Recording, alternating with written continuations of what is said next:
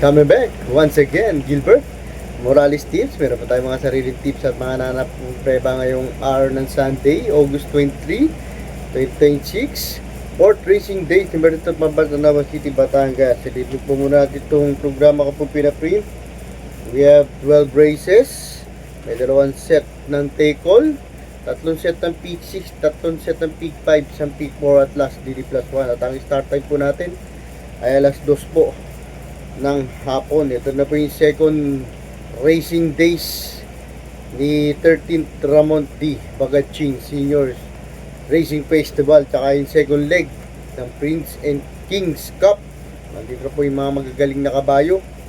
At sana po at makaraos ang ating mga Gilbert Morales Tips. Ang tanging arayan din lang po na aking maliit at muntik pong white channel. Kung mapatama ko lang po kayo pinag-aaral, sinisilip ang pwedeng suluin sa mute page ng programa para meron po sa inyo mabigyan ng magandang impormasyon sa sariling pag-aaral. At di ko na patatagalin, di ko na po sasabihin mga preba po nila, yung mga last run po nila. Bali, sasabihin ko na lang po yung tips kasi napakahaba po nito para hindi na po tayo magtagal. Race number 1, good luck po, Mr. Hermes Guerra Trophy Race. Start po ng first peak 5 event with a distance of 49 meters. 7 horses po maglalaban-laban. Ito, anybody's race po to ha. Dalawa po ang aking tips. Pang-primero ko po dito na segunda po ng last run. Yung numero 6, kabay po ng mga Morales na si Angelic Boom. May 1.25.6 po to sa 49 meters. Ang kagabay po sa kanya si Jeff Hernandez. Ang panigunda ko ito, bagong sabak po dito sa grupo na to. Tingin ko po may galing po to, kaya may panalo po yung numero 4, bagong kabayo na si Tabigat. Tingin ko po ito pinkukuha ng unahan. May 1.26.4 din po sa 49 meters. Gagabay po sa kanya si Charles Reyes. Nung nakaraan po, panalo po ito ha. Let's move on po tayo sa race number 2. Ito na po yung isang main highlight po nila, yung 13th Mayor D. Ramon Bagaching Memorial Cup Division 2. Start po ng first peak 6 event po nito with 1600 meters. 9 horses po maglalaban-laban. Dalawa po ang aking tips pero tatlong entry. Pang-primera ko po dito, yung tuwag na rin po sa Katie. Yung numero 2 na si June Cook. May 1.40 to, punto 6 sa 1600 meters. Gagabay po sa kanya si Mark A. Alvarez. Nung last run niya po, third place po siya kala Circle Cloud. Ang panigunda, Opal entry 9 and 9A, 9 Trump Peter. May 1.25 naman po sa 49 meters. Gagabay po sa kanya si John Allison Pabilik. Nakaraan, second place po siya. Last ng dating ha. Opal entry 9A. Ito na, segunda to kay Lucy. Kaya hindi ko po mimenus po to. Easy Dasit. May 1.41 naman po to sa 1600 meters. Gagabay po sa kanya si James Storke.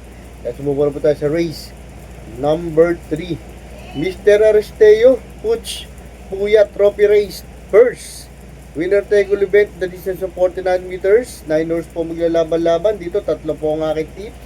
Pang-primero ko pa po dito, diado pa po. Yung numero 5 na si Succeed. Ito, may 1.30 po ito, .8 ha. Sa 49 meters, gagawin po sa kanya si Diego Cabarrios. Nakaraan po, 6th place lang po siya.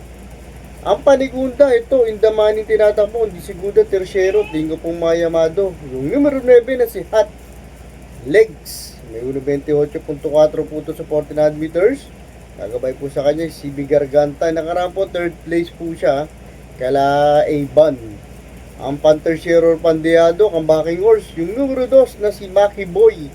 May 1.30 naman po ito sa 49 meters. Gagabay po sa kanya si John Allison Pabilik. Let's move on po tayo sa race number 4. 13th Mayor Ramon D. Bagaching Senior Memorial Cup Division 1. Start naman po ng second peak 5 event. The distance of 1600 meters. 3-year-old and local po ito ha. Dalawa po ang aking tips. Pang-primero ko po dito, tingin ko pong mauuna. Yung numero 5 na si Huber Dam. May 1.40 to, .8 sa 1600 meters. Nagabay po sa kanya si JB Giardeo Campo. Nakaraan 4th place po siya ha. Ang panigunda, tingin ko pong magkakaroon pa spacing. Ito po yung pwede rumimate.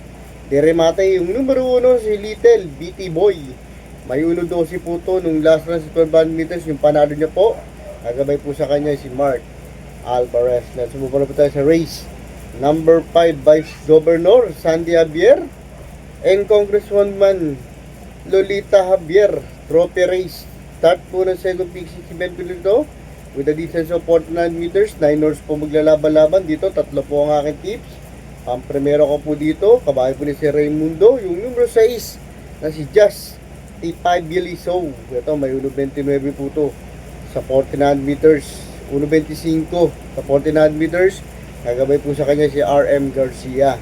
Ang panigunda ko, nasigunda ng last run. Lakas ng dating. Yung numero 1 na si River Rose. 2 segunda na po to May 1.25 punto sa 16 punto sa 49 meters. Gagawin po sa kanya si Pabsen Caballeo. Ang Panterciero Pandiado, to, di ko pumimenos to. Yung numero 5 na si Tadeus. May 1.25 rin po to sa 49 meters. Gagawin po sa kanya si JL Lazaro. 4th place naman po siya nung last run. Let's move on na po tayo sa race.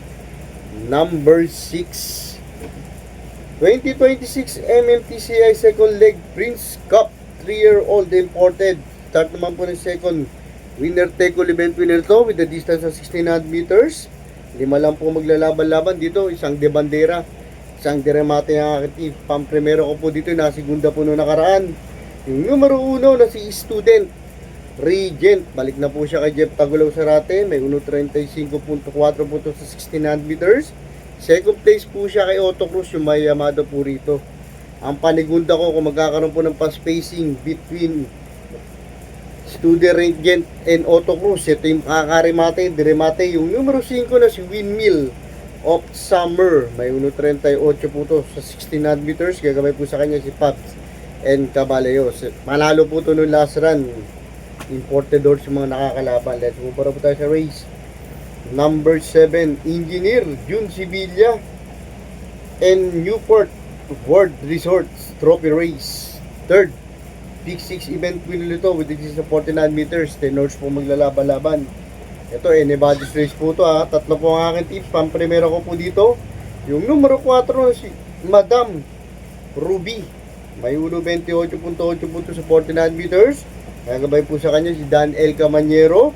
Nung last run po, panalo po siya. Ang panigunda ko naman po dito, ito, tingin ko po ayaw lang po sa loob nito. Magaling to po na nasa labas. Yung numero 8 na si Nimbus Cloud. May 1.27 naman po sa 49 meters. Gagabay po sa kanya si James Torque. Nakaraan po, third place po siya. Kalay spaghetti pababa. Yung Panterciero Pandiado, to diado po talaga pag nanalo. Yung numero 9 na si Ashes. To Ashes, may tulin po itong kabahay na to. May 1.29.2 po siya sa 49 meters. Gagabay po sa kanya ay si Isonel Bautista. Nakaraan po, pang-5 po siya. Let's move on na po tayo sa race. Number 8. Ito na po yung main highlights po nila yung 2026 MTCI. Second leg Kings Cup 4-year-old and above. Ito po. Puro imported po itong kabahay nito. Pwede rin jumoint ang local. Dalawa po ang aking tips. Pang-primero ko po dito. Kung mananalo pa po siya, magiging 6 straight win. Yung numero 1 na si Lucen C. Ito si Lucen C. May 1.37.4 po ito sa 1600 meters. Gagawin po sa kanya si PR Dilemma. Nakaraan po panalo po ito over ready to risky roll. Ang panigunda ito galing po sa panalo. Galing po nito yung numero 10 na si Mora B. May 1.36 po ito. Tingin ko po ito po pwede magbigay ng upset 1.36 po ito sa 1600 meters. Gagawin po sa kanya si Pabsen Caballeo galing po sa panalo. Let's move on po tayo sa race. Number 9 Stradcom Trophy Race. Start po ng Peak 4 event. This is a 49 meter. 13 horse po maglalaban-laban dito. Dalawa na lang po ang aking tip. Pero tatlong entry. Pang-primero ko po dito. Yung numero 4 si Gain. May 1.25.2 po to sa 49 meters. Change sa akin na po siya. Subukan po siya yung JD Gong Flores. Third place po siya noong last run Panigunda dito yung 3 and 3A. 3 Simply the Best. Ang matulin na kabayo. May 1.25.8 po to sa 49 meters. Gagawin po sa kanya si Jen Lazaro. Complementary 3A. Marie Centuries. May 1.27 rin po to .2. Gagawin po sa kanya si Angel Ramos. May panalo rin po. May tulin din po si Caballo. Let's move on na po tayo sa race number 10. Solar Trophy Race. Last DD plus 1 last global event. With a distance of 49 meters. 9 horse po maglalaban-laban dito. Tatlo po ang aking pili. Pang-primero ko po dito. Deado pa po. In the money yung tinatakbo. Yung numero 6 na si Royal Salute. May 1.25.8 po to ha. Sa 49 meters, gagawin po sa kanya si Miles Bakal Pilapil. Nakaraan, timbangan lang po to, tersyero pangapat. Ang panigunda ito, comebacking horse. Yung numero 2 na si Orient Express. Pag magaling naman kalaban nito, magaling din po siya malakbo. May 1.26.6 po to sa 49 meters. Gagawin po sa kanya si Jeff Hernandez. Ang pantersyero ko dito, may Yamado naman po, 4 and 4A, 4. Round 5 rate. Couple and 3, 4A, Hakim. Let's move on na po tayo sa race.